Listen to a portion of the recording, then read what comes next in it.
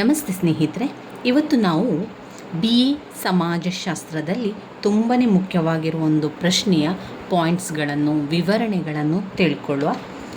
BA ವಿದ್ಯಾರ್ಥಿಗಳಿಗೆ, ಸಮಾಜಶಾಸ್ತ್ರವನ್ನು ಆಯ್ಕೆ ಮಾಡಿಕೊಂಡ ವಿದ್ಯಾರ್ಥಿಗಳಿಗೆ ಆದಿವಾಸಿಗಳ ಭೌಗೋಳಿಕ ಹಂಚಿಕೆ ಪ್ರಶ್ನೆ ಪತ್ರಿಕೆಯಲ್ಲಿ ಹಲವು ಸಲ ಬಂದಿರುವಂತಹ ಪ್ರಶ್ನೆ.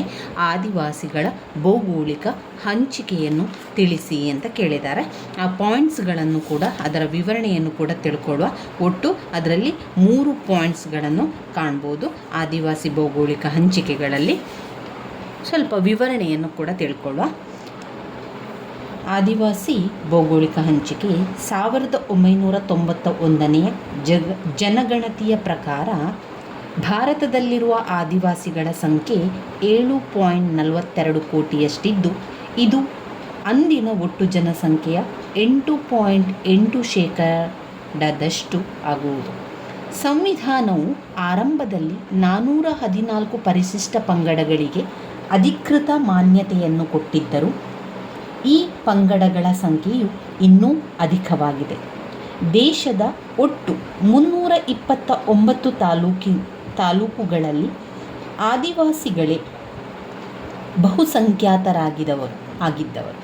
ಆದಿವಾಸಿಗಳೇ ಪ್ರತಿಶತ 50ಕ್ಕೂ ಹೆಚ್ಚು ಸಂಖ್ಯೆಯಲ್ಲಿ ವಾಸಿಸುತ್ತಿರುವ ಸ್ಥಳಗಳನ್ನು ಗುರುತಿಸಲಾಗಿದ್ದು, ಅಂತಹ ಸ್ಥಳಗಳಲ್ಲಿ ಅವರ ಒಟ್ಟು ಜನಸಂಖ್ಯೆಯ 65% ಸಂಖ್ಯೆಯ ಆಧಾರದಿಂದ 65% ಮಂದಿ ವಾಸವಾಗಿರುವವರು. ಅಂದರೆ ಆದಿವಾಸಿಗಳು ಕೆಲವು ಪ್ರದೇಶಗಳಲ್ಲಿ ಬಹುಸಂಖ್ಯಾತರಾಗಿದ್ದು, ಸಂಖ್ಯೆಯ ಆಧಾರದಿಂದ ಪ್ರಬಲ ಸಮೂಹಗಳಾಗಿವೆ. ನಾಗಾಲ್ಯಾಂಡ್, ಮೇಘಾಲಯ, ಅರುಣಾಚಲ ಪ್ರದೇಶ, ಮಿಜೋರಾಂ, ಅಸ್ಸಾಂ, ಮಧ್ಯಪ್ರದೇಶ, ಒರಿಸ್ಸಾ, ಬಿಹಾರ, ಉತ್ತರ ಪ್ರದೇಶ ಮುಂತಾದ ರಾಜ್ಯಗಳಲ್ಲಿ ಆದಿವಾಸಿಗಳು ಗಣನೀಯ ಸಂಖ್ಯೆಯಲ್ಲಿದ್ದಾರೆ.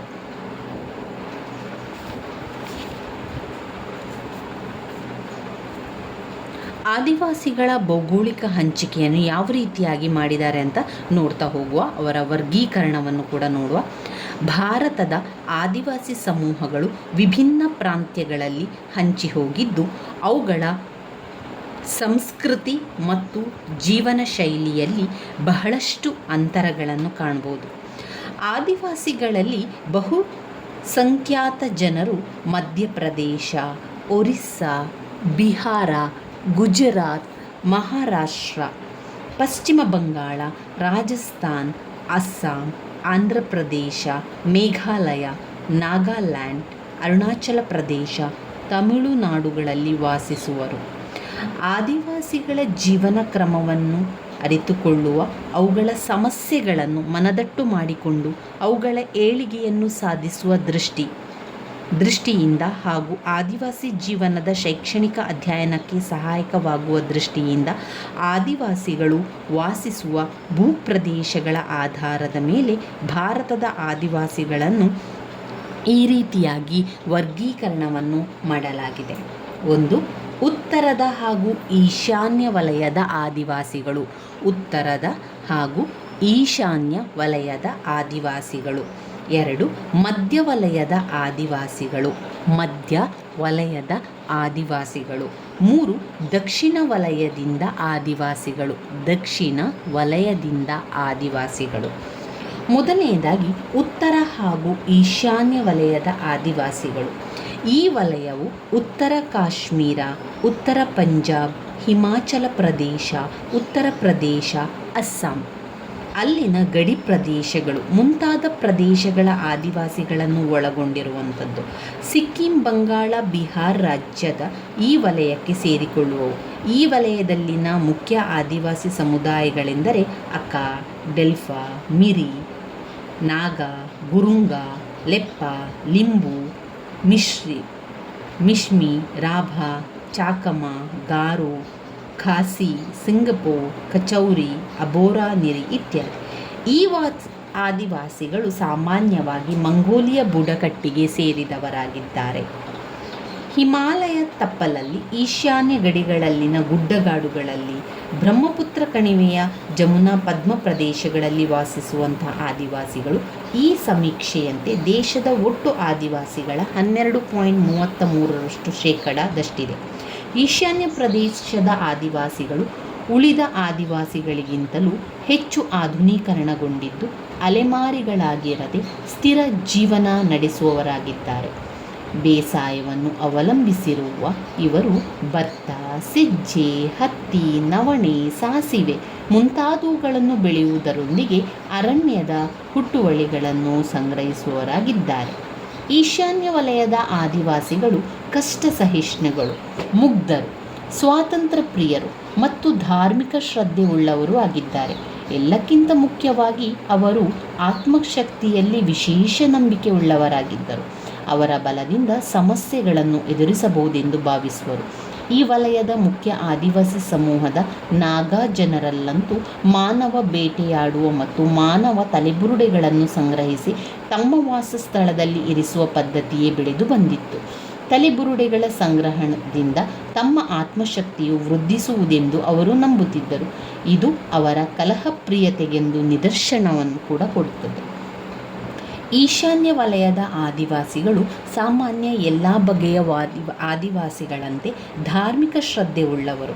ಆದರೆ ಬ್ರಿಟಿಷರ ಕಾಲದಿಂದಲೇ ಕ್ರೈಸ್ತ ಮಿಷನ್ಗಳು, ಅದರಲ್ಲೂ ವಿದೇಶಿ ಕ್ರೈಸ್ತ ಮಿಷನರಿಗಳ ಸಂಖ್ಯೆ ವಿಪರೀತವಾಗಿ ಹೆಚ್ಚಿರುವ ಈ ವಲಯದಲ್ಲಿ ಲಕ್ಷಾಂತರ ಮಂದಿ ಆದಿವಾಸಿಗಳು ಇಂದು ಕ್ರೈಸ್ತ ಮತಕ್ಕೆ ಮತಾಂತರಗೊಂಡಿರುವರು.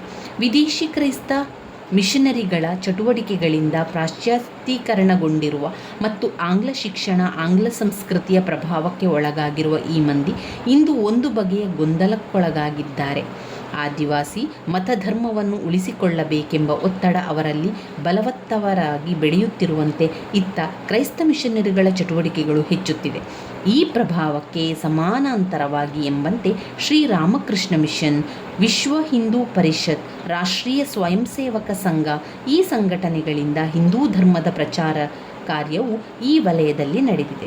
ವಿದೇಶಿ ಮಿಷನರಿಗಳ ಕುತಂತ್ರದಿಂದ ಹಾಗೂ ರಾಜಕಾರಣಿಗಳ ಶೋಷಣೆಯಿಂದ ಅವರಲ್ಲಿ ಒಂದು ಬಗೆಯ ಪರಕೀಯ ಪ್ರಜ್ಞೆ ಬೆಳೆಯುವಂತಾಗಿ ಭಾರತದಿಂದ ಸಿಡಿದು ಹೋಗುವಂತಹ ಪ್ರತ್ಯೇಕತಾ ಭಾವನೆಯನ್ನು ಅವರು ಬೆಳೆಸಿಕೊಂಡಿದ್ದಾರೆ.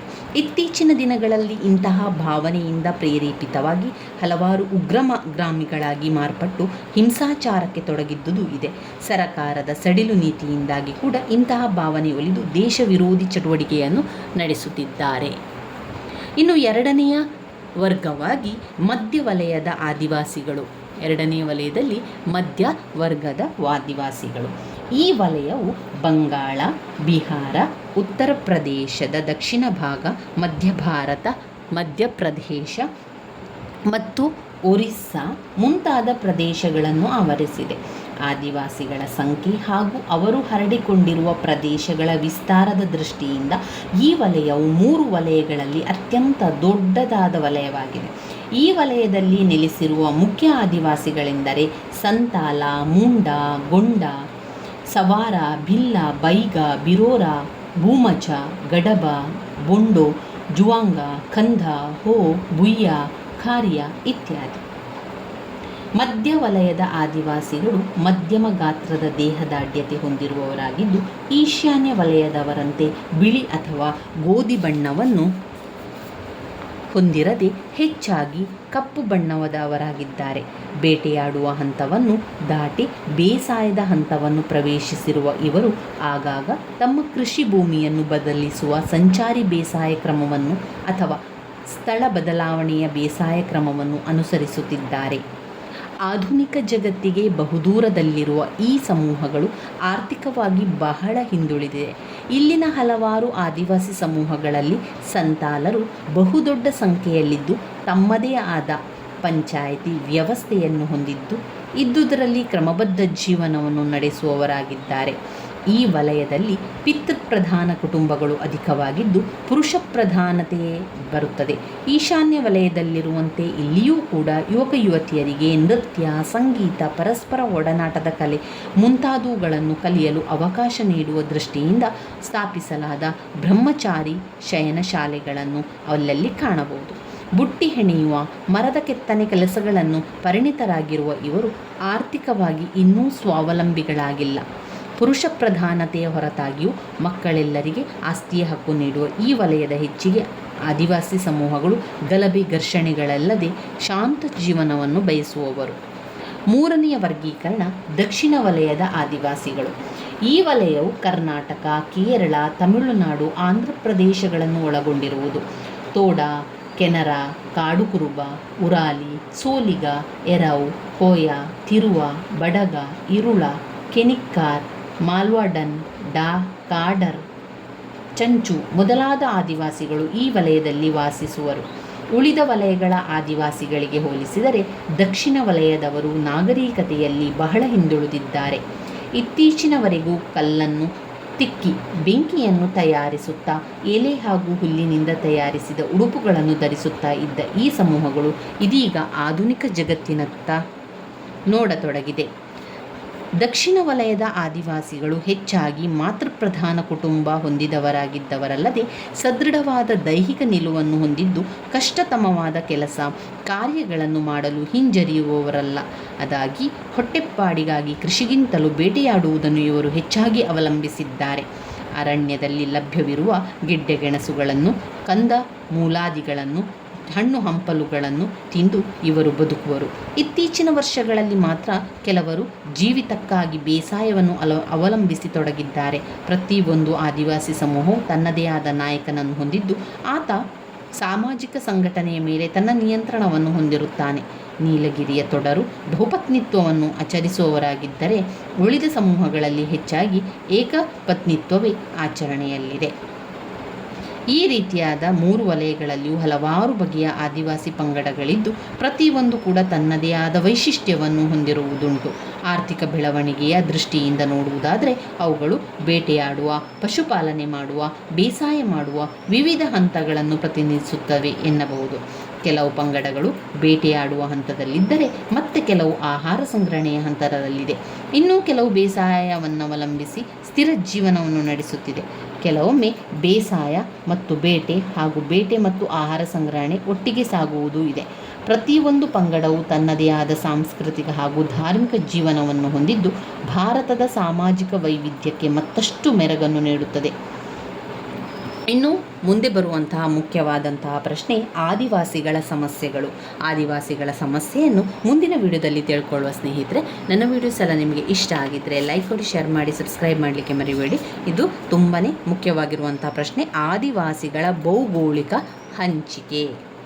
ಅದರಲ್ಲಿ ಹಂಚಿಕೆ ಮಾಡಿರುವಂಥದ್ದು 3 ರೀತಿಯ ವರ್ಗೀಕರಣ ಮಾಡಿರುವಂಥದ್ದು. 1 ಉತ್ತರದ ಹಾಗೂ ಈಶಾನ್ಯ ವಲಯದ ಆದಿವಾಸಿಗಳು, 2 ಮಧ್ಯಮ ವಲಯದ ಆದಿವಾಸಿಗಳು, 3 ದಕ್ಷಿಣ ವಲಯದ ಆದಿವಾಸಿಗಳಾಗಿದೆ. ಧನ್ಯವಾದಗಳು ಸ್ನೇಹಿತರೆ.